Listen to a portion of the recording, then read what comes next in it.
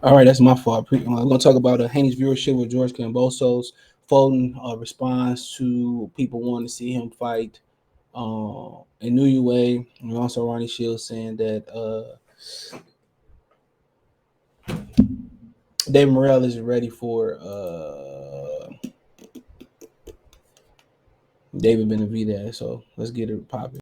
What it is, man. Detroit versus everybody, man. Detroit, we rep the hardest, man. We gain the hardest. You know what it is, man. Detroit, CJ, holla at your boy when we get home. All right, so we can start off with Devin Haney viewership. Sorry, got off to like a rocky start, but hey, I know how I go. Oh, ooh, baby, I like it, bro. Shimmy, shimmy, shimmy, shimmy, yeah. So here we go, right here, man.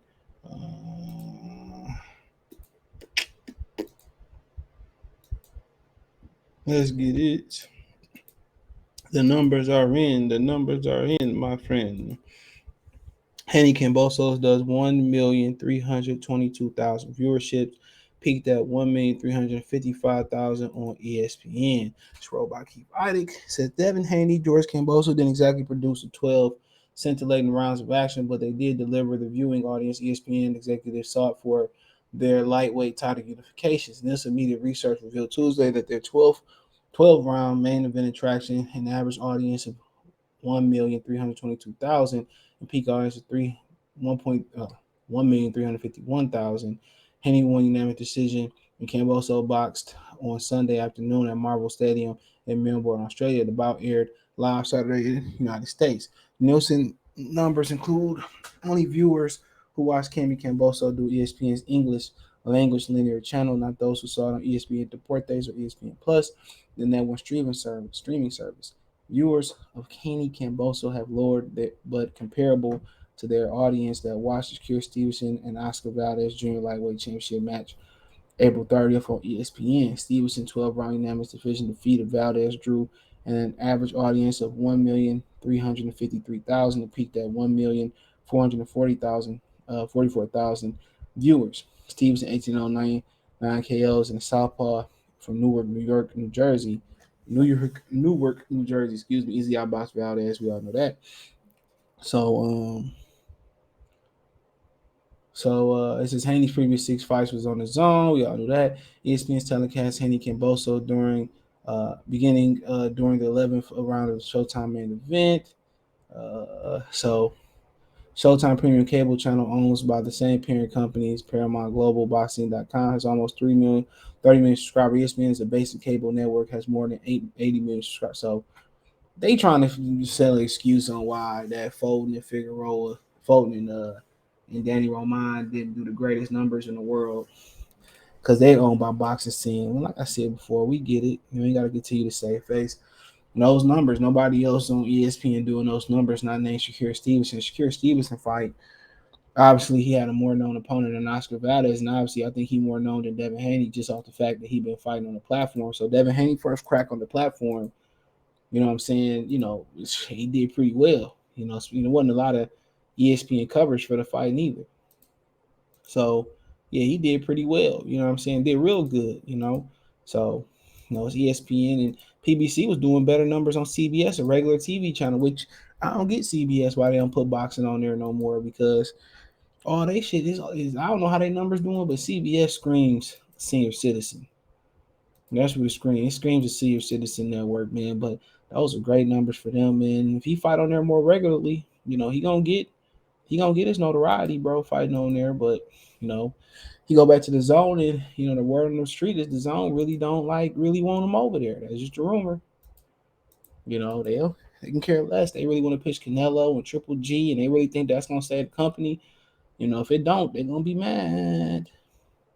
They're going to be mad. I'm not sure it's gonna save the company neither, but I don't know. I don't know the numbers that they doing or they not doing. That's being left up to them.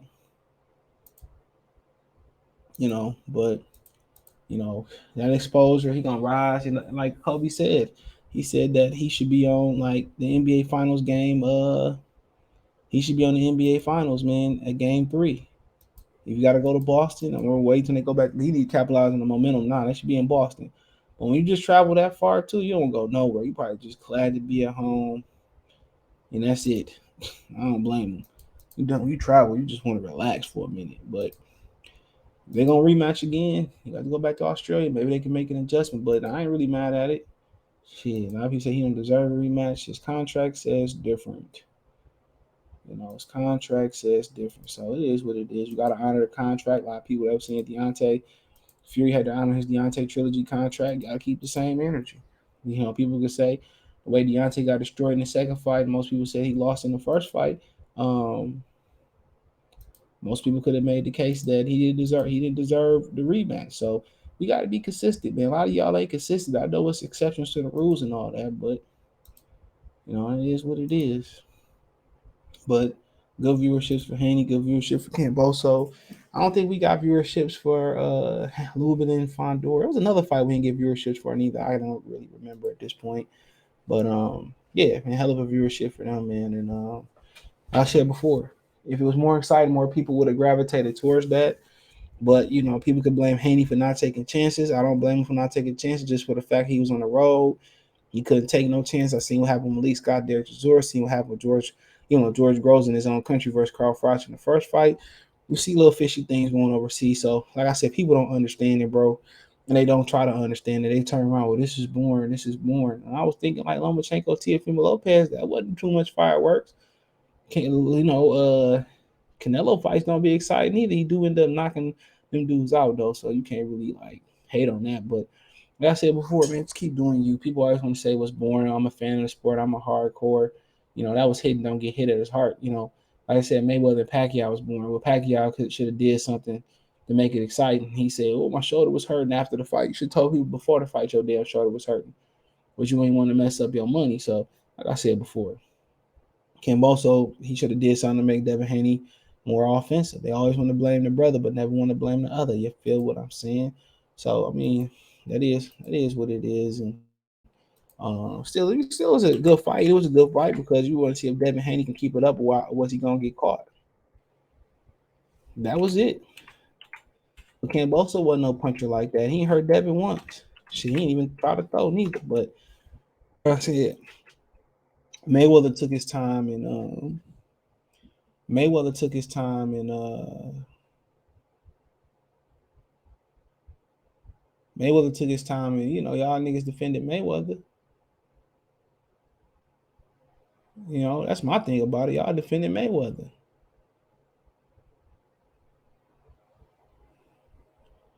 He was born as hell, especially Money Mayweather. So I mean, that is what it is. But let's switch lanes. Shout out to Haney and Kambosos.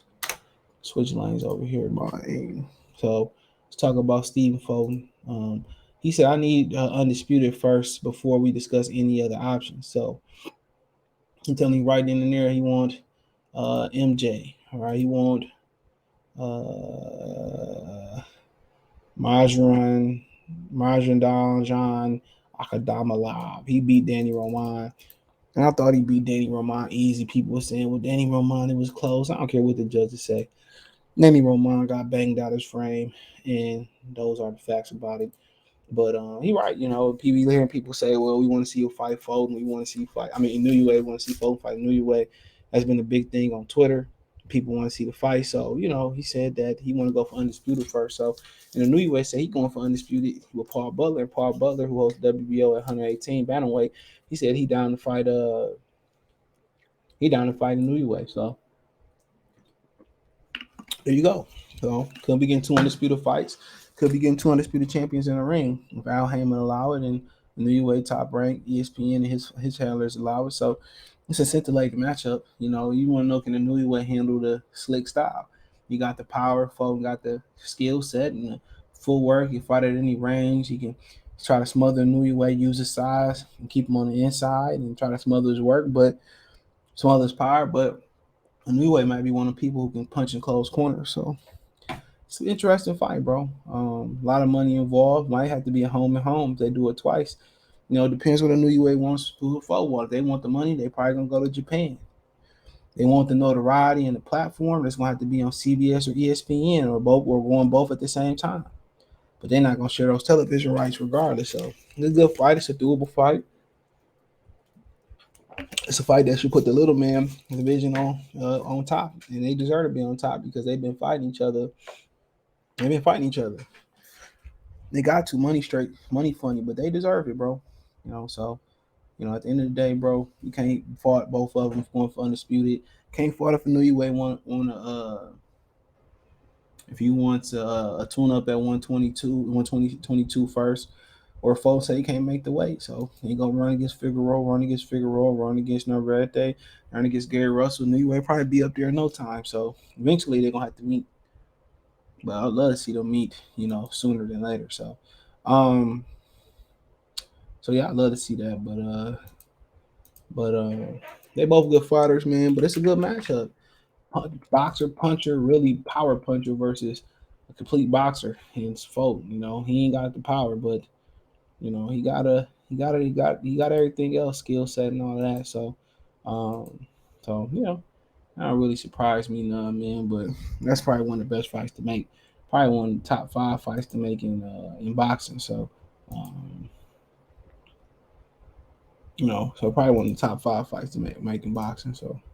Um, yep, little man, it's a top fight. But let's close it out with David Morrell and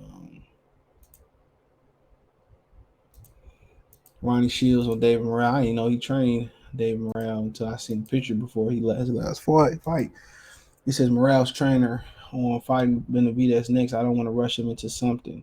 So it says Ronnie Shields simply isn't sure. David Morrell respects veteran trainer, believes in his talented boxer's ability and potential. Shields also appreciates Morrell ambition, which leads the unbeaten world super middleweight champion state to state Saturday night that the fight with Benavidez next would be perfect. With just 7 fights on the professional record, however, Shields realizes Benavidez will be a gigantic step up in competition for Morrell, who stopped a huge underdog in Calvin Henderson in the fourth round there Saturday night as at the Armory. Quote, I don't know, tell you the truth, Shields told Boxing.com following Morrell's impressive victory. Quote, as a trainer, my job is to assess everything and see that he does well and didn't do so well. And then I put that against what I think Benavidez is. If I like it, I say, okay, I'm good with it. If I don't, I say, let's hold off and wait. The Cuban-born, Minneapolis-based Morrell 706 KOs has looked tremendous while knocking out Mike Gurnovinsky, Mario Cesars, Lantes Fox, and Henderson in the past 4 fights. But Benavidez 26-0, 23 knockouts is an elite super middleweight who has nearly 4 times as much professional experience as Morrell. Quote, it's a huge fight, said Shields, who trains unbeaten WC middleweight champ Jamal Charlo. This kid wants to fight anybody, but sometimes you have to save fighters from themselves, and take a better path. So you don't run into something that you're not ready for. At the same time, let me tell you something. This kid, man, he wants to learn. He wants to beat everybody. But I just think that'll take a clear look at it right now. Do I feel confident that he could beat Benavidez as a plan? I think he give them all a run for their money right now. But I feel when this kid is ready, then we'll do that. I don't want to rush him into something. He goes and beats Benavidez. Then what? He not gonna go get Canelo. So he right. Morrell told Boxing.com that he knows he isn't on the Alvarez's radar Canelo because he's a high risk, low reward proposition for the Mexican superstar. The same rationale should apply to Benavidez, but the Phoenix Benavidez mentioned Morrell as a potential opponent for his next fight after stopping former IBF champ David Lemieux for 3-5, 36 KOs in May 21st at the Gila River Arena in Glendale, Arizona. Quote, right now, I think we've got be real picky on who we fight and let this kid continue to grow, Shields said. He's only 24. He's a baby, and I think we have to let him grow. And once he finishes growing, we willing to bet he'll be a light heavyweight. So he gonna grow. So eventually, he basically said he probably be a light heavyweight. So his fight probably won't pop off at super middleweight regardless. So there you go. Morrell 6'1", weighed in at 666.6 pounds, well beneath super middleweight limit of 68 for his destruction of Henderson, 15-2-1, 11 KOs. Quote, it's unbelievable how this kid trains, Shields said. He loves it, and that's what you want. And I don't want to discourage him in any way. I don't want to put him in with something that maybe he's not ready for. It's gonna be a wait and see thing. Of course, it ain't gonna be my decision, but I do have input. But I realized in this game, you can't be macho. You have to be smart. That's how guys, Floyd Mayweather, Holyfield, all these guys made a lot of money being smart, not just by trying to prove something. When you try to prove something, you might as well just throw craps. I'm not a crap shooter, so he said I respect that, bro. That's the same approach they probably take with Charlo. If you ain't ready, you ain't ready, bro. Let's continue building something up, or let's pay the money again. Because at the end of the day, uh, bravado, confidence don't pay the bills. So yeah, you need somebody like Ronnie there. But ultimately, he said that ain't his ultimate decision. He has some input, but if you want to run in there with Benavidez, you run in there. But 7 professional fights, Calvin Henderson, Montez Fox, and them type of guys, I would like to see him jump in there with guys. Maybe a Federer Shuvanov next. I don't know what he's doing. Very strong, 168-pound fighter. Maybe he gets Zach Parker in there. I know uh, Rocky Fielding, John Ryder, maybe even Danny Jacobs, Jesse Hart. Billy Joe Saunders. I know he probably gonna jump right back in there with him. I don't blame him. Desmond Nicholson would be a good opponent for him. Somebody like that could possibly take him some rounds. So yeah, but when he get hit back, we gonna know something. So when people ask me if he's ready, I like if you want to jump in there with Benavidez, go ahead. But I like to see him kind of a little bit more seasoning. All right. I like to see him have at least 5 more fights. I like to see him fight. Come back in August, then come back in October if it's easy. Then we'll see. But Al Heyman don't keep his prospect active enough, so he get 5 fights. We be talking about 2028. Damn near. I say that jokingly, but yeah, if you take your time, man. If you really 24, you look 24. Take your time, man. Ain't no rush. Benavidez gonna be a light heavyweight. You're gonna be a light heavyweight. So it is what it is. Let me know what you girls and guys think. Thumbs up the video, share the video, subscribe to the channel. And the subscribe button is the bell icon button. Hit all notifications, increase your chance, get notifications. We go live, we drop a video. And then you want to support the channel, Cash App, $, CJ Good 313, Venmo, CJ Good 313, PayPal link in the description. Other than that, man, hit my link tree. Find me on Twitch, Twitter, Instagram, Anchor, Cash App, Venmo, PayPal, the whole nine. My link tree is the first link in the description. Find me everywhere there. I'll try to pin it in the comment section. Appreciate the love and support. Check the box news playlist. One time for the one time. Peace.